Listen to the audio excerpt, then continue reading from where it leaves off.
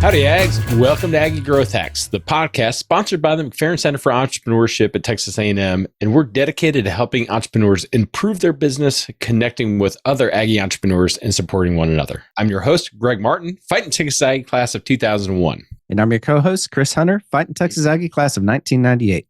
Whoop. We got a little story for you, Ags. This is a super special episode of Aggie Growth Hacks. Meralis Hood is the president and the CEO of EforAll, a nonprofit that was founded in order to support and help aspiring entrepreneurs along their journey. Chris and I were first connected with Meralis from my friends over at Bowie Capital. So Corey, huge shout out to you for making the connection. Thank you so much. And when we started to talk to her and learn about what her and her staff does and the passion that they have for supporting, helping entrepreneurs, the heart that they have in making the entrepreneur community better, we knew that you would love hearing from her and getting to know her as well. So pass it back and listen up to Meralis as she shares some good bull. Well, Meralis, thank you so much for joining us on Aggie Growth Hacks. We are super excited. I mean, just the passion that we hear from your voice, even as we were talking about that has been in pre-roll about entrepreneurship and lifting up and helping the next generation of entrepreneurs is so contagious. I'm super stoked for this episode. Thank you so much for joining us. Thank you so much for having me. I'm really, really grateful. Well, how about you tell us a little bit about EforAll, a little bit about yourself and your entrepreneurial journey. Where did this start? What are you doing now? And what are some amazing things that you're excited about? Yeah, so I'll start with talking a little bit about myself. My name is Meralis Hood. I was born and raised actually in Milwaukee, Wisconsin. And, coming from the Midwest, I feel like small businesses, entrepreneurship in a city that's not very large, it's very common. Shopping local is very common. And just like knowing who you're buying from is always part of creating community. So it's how I grew up. That was supporting a lot of local businesses and knowing who all of my local folks were. And I actually had aspirations. I even remember as a little girl wanting to own my own business. And, life took me in a different direction. I ended up being a bilingual teacher and a school leader in Milwaukee Public Schools. But somewhere along the line, my cousin got the opportunity to open her own boutique. This is back in 2010. And she invited me to be her partner. And so I moved my whole family, took a huge risk, quit my job, moved my whole family to Franklin, Tennessee, and opened a boutique in downtown Murfreesboro at the time. And I will say it was a huge failure. But good for you for taking that leap, to following your passion. Yeah, it was a beautiful store. It was amazing. We had an investor that invested really heavily in us, and it felt like we had all the makings of a successful business, but we just couldn't make it happen. And I think looking back, some of the reasons were, number one, we didn't really have mentorship. We didn't have anybody who had already walked that walk, guiding us through and helping us think about things. We also didn't have critical conversations. My cousin and I were really, really close. We never really sat down to talk about the business and talk about who would do what and how we would manage confusion or how we would manage any type of disagreement. We just kind of went for it, right? We thought let's just buy a bunch of jeans and we'll sell them. It's no big deal. We really didn't understand the integral parts of marketing your business, getting your business out there, trying to make sure that you have customers, things like pricing. I mean, we were trying to sell $250 jeans in downtown Murfreesboro in the middle of a recession. So it all the wrong elements for the community that we were in.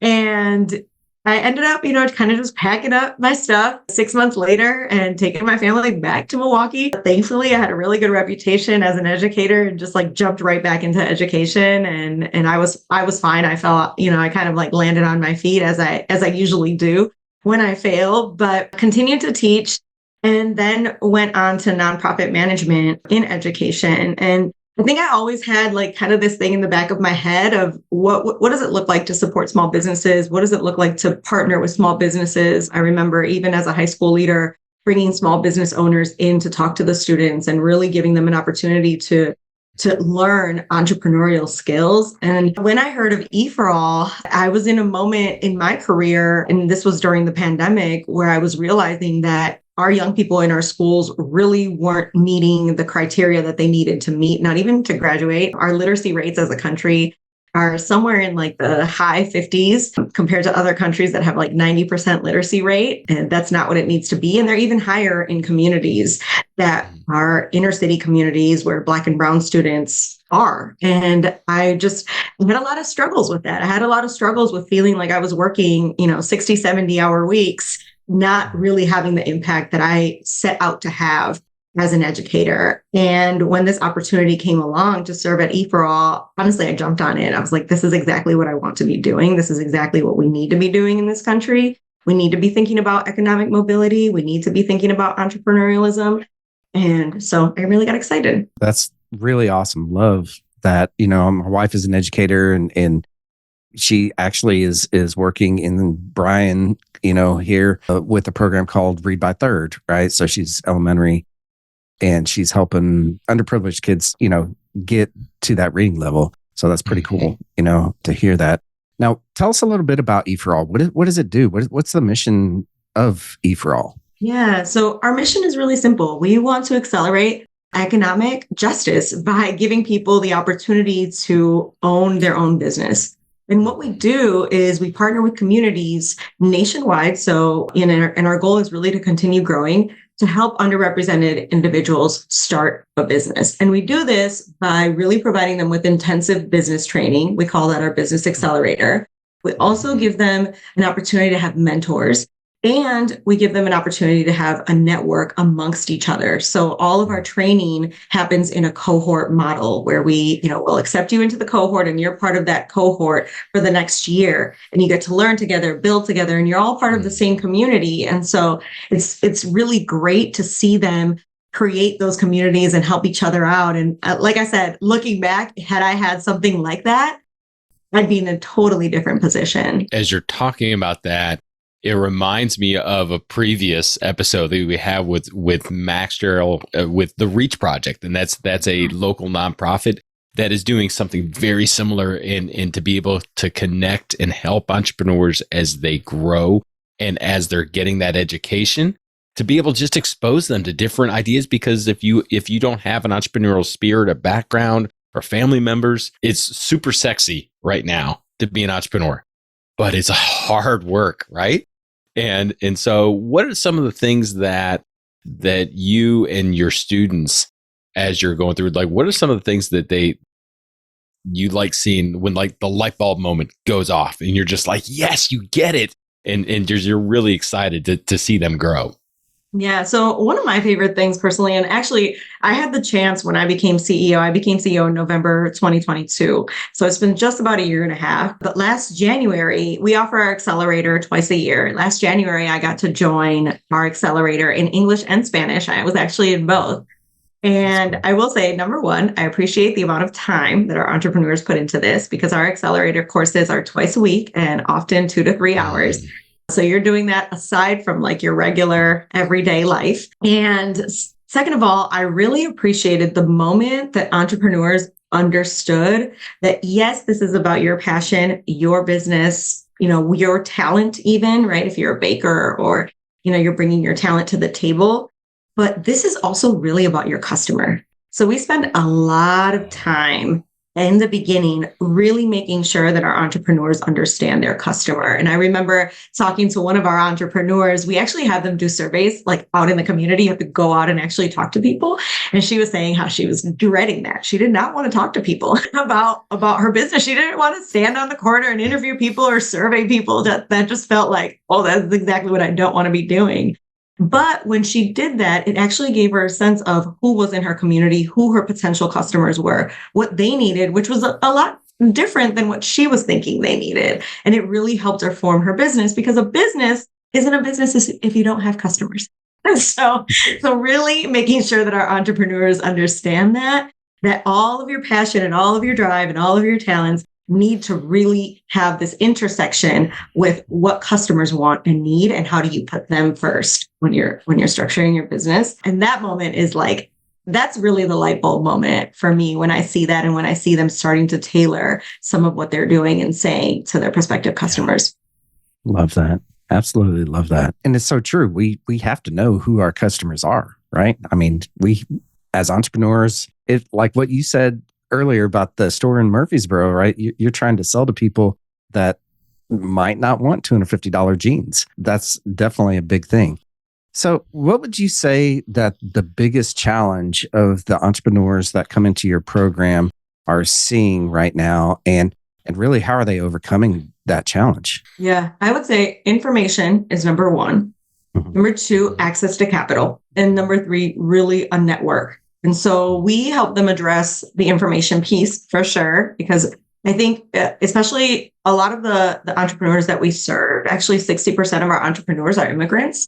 And we're really helping them understand just like, things like tax laws, having your books together, or really making sure that you have all of your financials and your paperwork filed so that your business is giving you the opportunity to access capital, because you can't access capital if you don't have your books together. And so really making sure that they understand those processes. How do you get an EIN number? How are you able to employ people? We walk them through that and we hold them accountable. So things like, even as simple as saying like today's Tuesday, by Thursday, everybody needs to have a bank account, right? And this is what that looks like. And we're going to walk you through the why and how, and here are some local banks that will help you out. And this is so really giving them that information that they need to make their business not only legitimate, but accessible, to give them an opportunity to open other doors. The other one is the network, really knowing people. And so for each of our courses, we actually have a specialist, content specialist, come and teach the course. So it's obviously we have our content in our curriculum that's set, but we invite local and regional content specialists that will teach them whatever the topic is, so that you walk away from the insurance class knowing your local insurance guy that's going to help you and, is able. And obviously you don't have to use them, but at least that's somebody that one more person that that walked you through the insurance information, why you need insurance, what it looks like, how much it costs, all the things. And then you can, if you want, go back and connect with that local content specialist to help you out. And it just kind of like builds your network as you go through the course. And then the other one is access to capital, really making sure that they have the access to capital and understand that number one, it's great. And number two, it's also a risk. So we actually have a few sessions all about capital. We invite local bankers, CDFIs, and so on to talk to our entrepreneurs and share with them what it looks like to get capital, what are the risks, what are the downsides, what are the upsides, and how and when to know when your business is ready to take that on. I think that in that whole block of instruction that you just talked about, you hit things that Chris is passionate about, you hit things that I'm passionate about. And at the end of the day, what I love about EforAll is that you were tackling the three most difficult things as an entrepreneur is getting started. And you're finding solutions. You're giving them information. You're giving them what we at Aggie Growth Hacks are trying to do. And it's trying to connect entrepreneurs with the information and with the people that can make the difference through mentorship, through information. And one of the things that I love. So how long has EforAll been in existence? Yeah, so we actually started in 2010, officially launched in 2010, but we didn't really graduate our first cohort, if you will, until 2013. So it's been a little over a decade of helping entrepreneurs. And that kind of comes in, and I've said it multiple times in previous episodes, but it's what I like to call the Shark Tankization of entrepreneurship. And that it's elevating it to a place that is cool and fun and very want to do it. But then two, also realizing that it's not a zero-sum game. If I can help you out, it doesn't take anything away from me. If I can educate you and help you to avoid some of the challenges that I've worked through so that you don't have to get bruised and battered and beaten up, then that's a good thing for our communities. That's a good thing for you. That's a good thing for your family. And I think talking through what you said is at the very beginning that entrepreneurship is a doorway that leads to generational wealth, to people having better lives and their families having better lives, having communities having better lives. So let me ask you, how do you select people for the different cohorts? Is there an application process? Is there a screening? Are there fees involved? What's kind of the process to get involved as a member of a cohort? Yeah.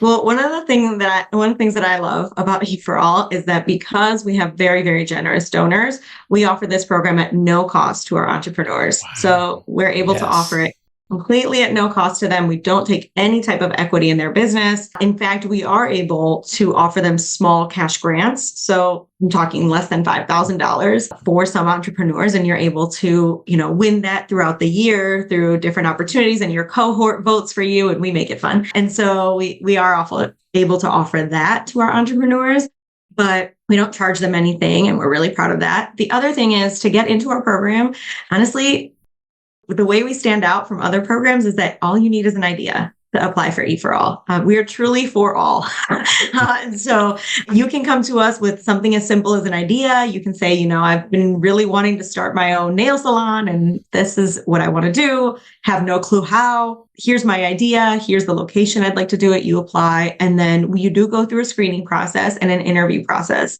And a few things that we're looking for in that process, we are looking for a person that looks and seems and can kind of like distinguish themselves. What makes them different? What makes their business special? How are they thinking about it? How are they thinking about their idea? Have they shown some type of resilience? You need a lot of resilience to be an entrepreneur. You're going to get a lot of hard feedback. Amen to that, sister.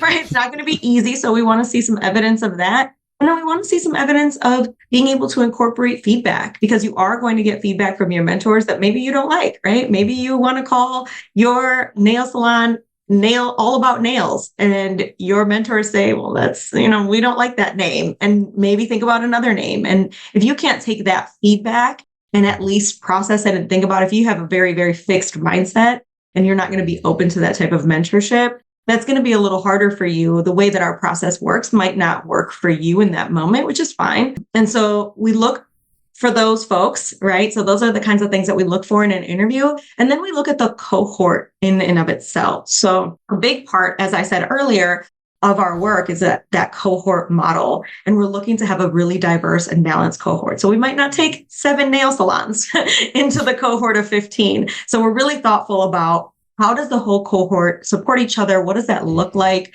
to have a cohort that can be balanced out, and it's not all restaurants or all digital marketing, and a nice balance so that they can really learn from each other and leverage each other, right? So we've had cohorts where you have somebody who's in website design, somebody who's in digital marketing, somebody who's in accounting, somebody who does have a restaurant, somebody who has a food truck. And then, they really balance each other out and can support each other and leverage each other's strengths. So it's great. I will say something about what we do in terms of who we don't accept, and that I really appreciate about EforAll, is that everybody gets feedback. So you don't just get an email that says declined. You actually get a meeting and some thoughtful feedback on, look, here's why your application didn't get accepted into the cohort this time. This is, what we saw. This is what we heard you say. Here's what it would look like for you to maybe pivot or think through a few things, and then let us know if you'd like to apply again. So that's also something that we're really open to doing. Love that. So I got to ask, do you have to be physically based up in Wisconsin, or do you have to, can a Texan join a cohort? Yeah. So first of all, what's great about EforAll, and one thing I didn't mention, I did move from Wisconsin to Florida a couple of years ago. It's because warmth. Okay. That's an honest answer. Yeah. I think there's only so many 40 below days that a person can handle in their lifetime. I think I've paid my dues. Yeah. I left my parka all the way back there. But so I actually run the organization from Florida. We are a national organization. Most sites are actually in New England. But last year, one thing that we did is that we wanted to launch out west. We thought we saw a need, especially in Texas, for a bilingual program, a truly bilingual program. And for some of the research that I've done, first of all, there are a lot of programs like this in Texas. There aren't a lot of programs that are fully bilingual the way we are. So if you take our accelerator in Spanish, it's not a translation. It's a fully bilingual. All of my staff speaks full Spanish, native Spanish speakers like I am. And they're actually, all of our materials are in Spanish, and also our specialists are bilingual. So it's really unique to have a program like that, even in Texas, where there are a lot of bilingual people, but it's really unique not to have it like side-by-side translation of the program, but fully in Spanish. From what I know about Texas, it's growing, and it's growing fast. And so, we need more hands on deck helping entrepreneurs. And I think that the opportunity came to pilot a virtual program, fully virtual program. You don't have to belong to any specific community. You do have to live in Texas to apply to our program and have like a Texas zip code, but it's open to all. We actually just closed applications last week, had a little over 100 applications, which is really exciting for us. And we will continue to serve in Texas and are looking forward to continuing that. And last night we actually had our first graduation of our virtual accelerator and completion of our first one that we launched in January. So it's really exciting to see entrepreneurs in Texas be open to the program. We didn't have brand visibility or recognition. Nobody knew who we were. And we thought, let's just kind of like turn on the lights and see who applies. And we were overwhelmed that we got so many applications for a 15-person cohort.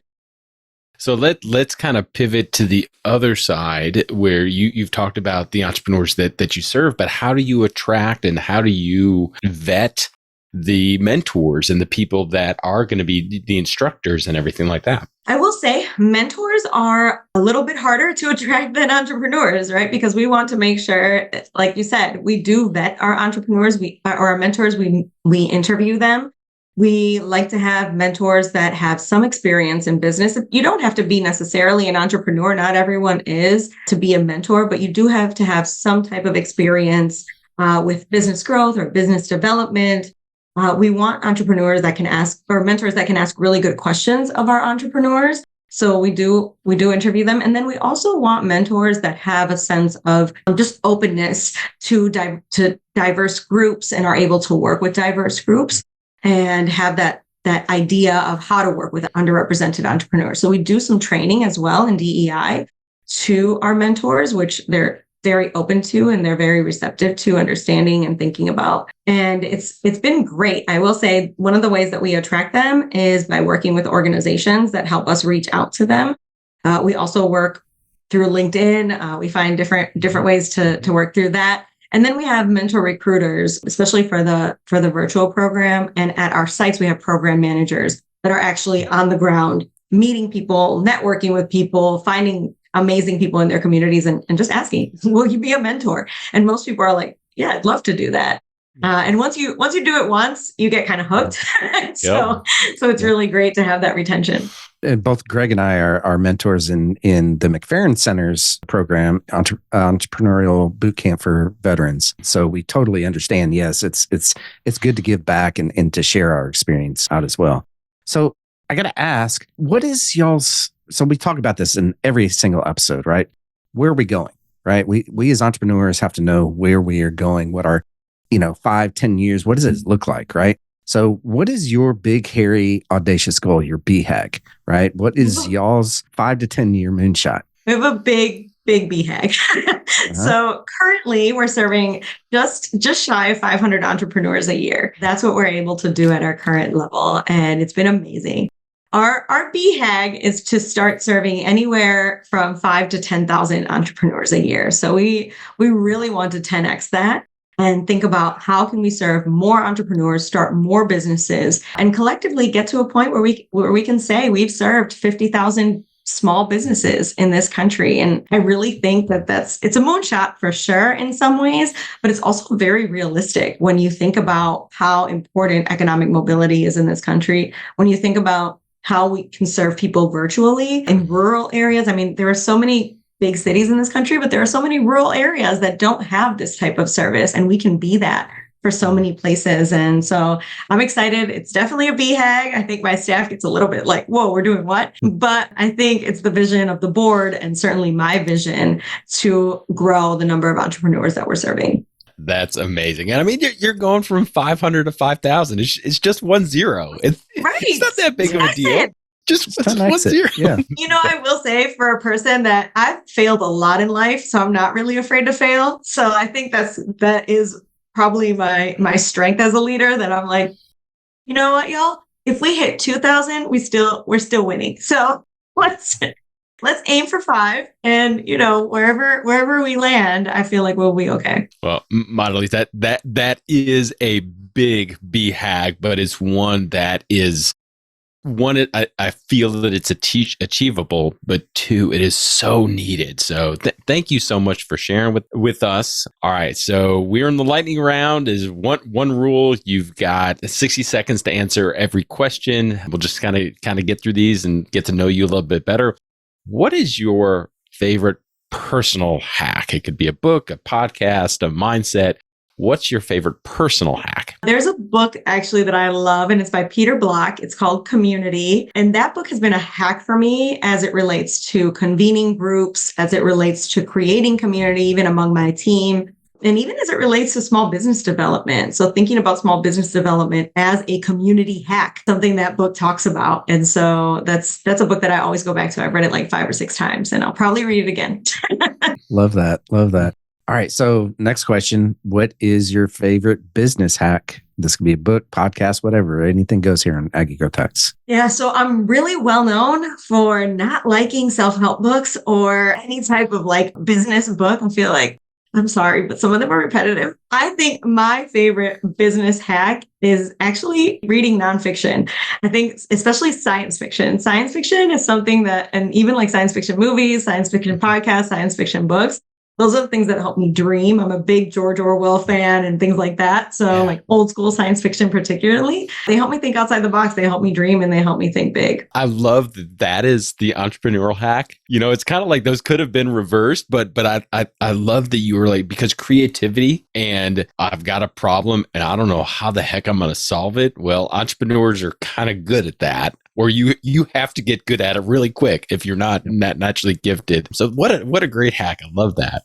What's the best bit of advice that you've been given and how have you applied it either in your past or with EforAll? I think the best bit of advice that I've been given, and this came from 2 people that I used to manage. I used to be a serial micromanager. And so I had a team that I managed, and I was definitely, if they didn't do it fast enough, I would do their job for them. And they both came to me and approached me and they were like, look, it feels like you don't trust us. It feels like you're not really believing in us. And when you try to do our jobs, even though you're trying to be helpful, it's not actually coming across that way. And so we actually made a like kind of little device, a visual device for me. I'm like, okay, whenever I start doing that, just like do this, like you're rolling up your sleeves. And that will remind me that I don't need to be rolling up my sleeves, that I need to be like stepping back and letting you do you.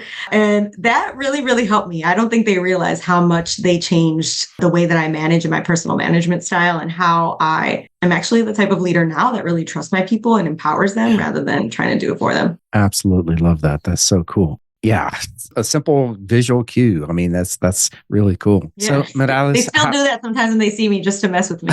I don't manage them anymore, but I haven't done anything yet.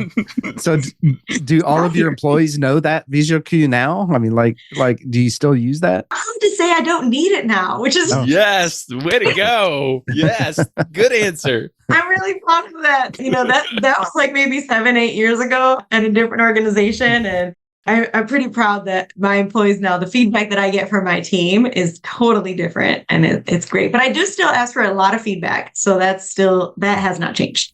That's cool. How can our Aggie Growth Hacks community get in touch with you and support you moving forward? Yeah. So I'm on LinkedIn, Meralis Hood, Instagram, Metacognitive, because I'm a nerd. And also at EforAll.org. You can find us there. We also have an Instagram and we have a LinkedIn as well. So please look for us there. Well, thank you so much, not only for joining us, but thank you for sharing your story. Thank you for what you and your team do every single day for every single one of your cohorts, every single one of the communities that they're in. Ags, if you want to get involved with EforAll, please check out this amazing organization that is doing what entrepreneurs do best. We are supporting, helping, encouraging, and connecting one another. Thanks so much for joining us today. Thank you so much, Chris and Greg. It was so great to meet you. And thanks for the cool swag. Well, how about that, Ags? Was that pretty awesome or what? I know that I had a lot of things that I wrote down from Meralis, but what were your biggest takeaways there, Greg? I think the biggest thing is when she started talking about the areas that they serve their entrepreneurs in. And these are areas that every entrepreneur, if you have any level of entrepreneurship, you know that you need. And they built the entire organization around helping to improve the information, the access to capital, and then the network or the mentorship to be able to just say, okay, these are things that entrepreneurs not only need, but other entrepreneurs are willing and happy to provide, to be able to say, how can we structure this so that we can systematically connect the people with what they need? And then not only give them the information, the education, but to hold them accountable. I think that was super cool. And again, I know I mentioned it during the interview, but Max and the team over at the Reach Project, this is exactly what they do, because it's really important to support and encourage, but also hold them accountable to be like, hey, entrepreneurship's hard. You may not want to go out and talk to those people that are going to be your customers to get customer feedback, but that is going to be gold for you. That is going to help you succeed and really to kind of go along the journey. So I love that those are the three areas that they focused on, and they've built systems around improving, making that better. What about you? No, and I agree, and one thing that I want to make note here is that, and it's something that we might or might not know as we're thinking about entrepreneurship and talking about entrepreneurship all the time, but small businesses are the backbone of America. Right? They're literally the backbone of America. So something like this is super, super important to have in your back pocket. So with that being said, my biggest takeaways, I had two of them, honestly. The biggest one of all is the visual cue, right? Rolling up the sleeves. That's a great idea. I mean, think about it. As an entrepreneur, when you first get into business, you wear all of the hats. Okay. And it is very hard to give up a hat and to step completely away from it, right? And I know this as a fact of an entrepreneur of 23 years, that it is super, super hard to do something like that. But that simple cue from her employees of rolling up the sleeves to let her know, oh, I need to back off here and stop micromanaging them, that's ingenious, Yeah. And the best thing of all of that is that it helped her over time to become a better manager. Mm-hmm. Right? As we go into business, we're not managers. We have to manage ourselves. So learning how to manage other people as we grow our businesses it's hard. Right. And so great for her. My second takeaway, right? I'm going to ramble on here, but is her BHAG their BHAG of 10Xing the company. That is so cool, because think about it, right? If they actually achieve that, they're helping out 5,000 more businesses every single year in and year out. They're helping 500 now, but to grow to a 5,000 level, that would be amazing. And especially as a nonprofit. Nonprofits have their own challenges, but they're still a small business essentially. And so to 10X your company would just be absolutely amazing for them. To go to your point earlier, imagine how much stronger our backbone's going to be if we've got 5,000 strong, empowered, educated, connected, and properly capitalized businesses to make it better. Super cool, man. That's giving me goosebumps just thinking about it. So, well, Ags, we hope that you enjoyed getting to know Meralis as much as we did. It's such an amazing organization, and I love that this is not the only organization out there that's helping it, but we are happy to be able to spotlight her and the great work that she's doing. If you want to connect with her or her team, or maybe be a mentor, or maybe even if you know someone that wants to be part of the cohort, please do yourself a favor and connect with her and do that. If you're not connected to Aggie Growth Hacks, please connect with us. We'd love to get to know you. Connect Chris and I. Follow us on Facebook, LinkedIn, Instagram, wherever you are. And if you're listening to Aggie Growth Hacks and you haven't subscribed yet, please subscribe to this podcast. Give us a big thumbs up and help us get the Aggie Growth Hacks out to more listeners. We want to give a huge shout out to our sponsor, the McFerrin Center for Entrepreneurship at Texas A&M University. Since 1999, the McFerrin Center for Entrepreneurship has served as the hub of entrepreneurship for Texas A&M. If you're an Aggie entrepreneur or even a entrepreneur, head on over to their website right now to find a program that's right for you. Just go to aggiegrowthhacks.com/McFerrin right now. Well, Ags, join us next time when we connect with another great Aggie entrepreneur and learn how they hack their growth. Until then, I'm Chris Hunter. And I'm Greg Martin. Thanks and gig 'em.